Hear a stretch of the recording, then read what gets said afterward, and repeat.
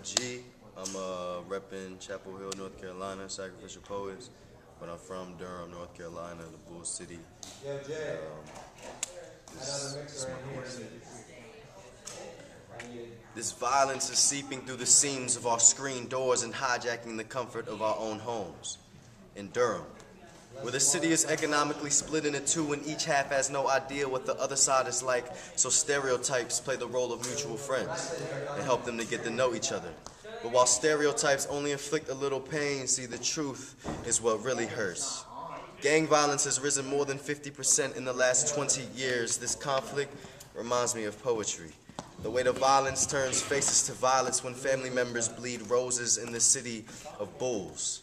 It's no wonder why my boys get caught up in beef. Not everyone can shoot hoops or rip beats. There's limited food and everyone needs to eat, and the only change we ever see are in the seasons. As grades fall and hearts turn cold, guns get took out, triggers spring back and make barrels hotter than summer cookouts. But don't get this mixed with no fucking picnic, cause this is no walk in the park. You see, this is more like passing through an army base, where soldiers train year-round for a war against themselves, but there are no medals of honor, because these teens would rather squeeze metal for honor and die clutching their flags while bleeding their true colors. But I feel sorry for the mothers who have babies, and it's crazy we're becoming afraid of our own children in a world that's growing up too fast. But there must be an answer or a cure somewhere in the city of medicine, where it's easier to buy guns and drugs instead of healthcare, so the streets become their hospitals. These OGs play doctor while these kids have nothing but patience, live ill lives, and get sick criminal records. These symptoms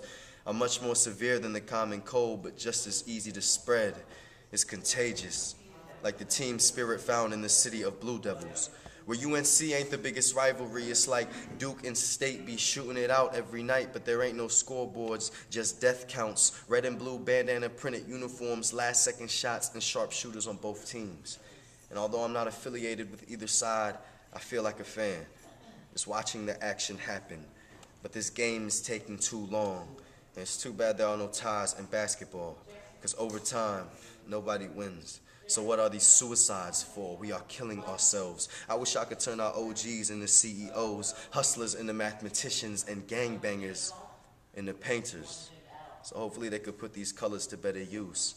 And the so-called pigs, I'd turn them into police officers respected by everybody, but the snakes, I'd make them doctors, so they could change their poisons into medicines that would heal the crack addicts who would become saints after living in a life of hell, where grouches count stacks from selling big birds. But this is far from Sesame Street, more like Fayetteville Street, Hoover Street, South Street, the South Side, the West End, and East Durham, but on Massey Chapel Road.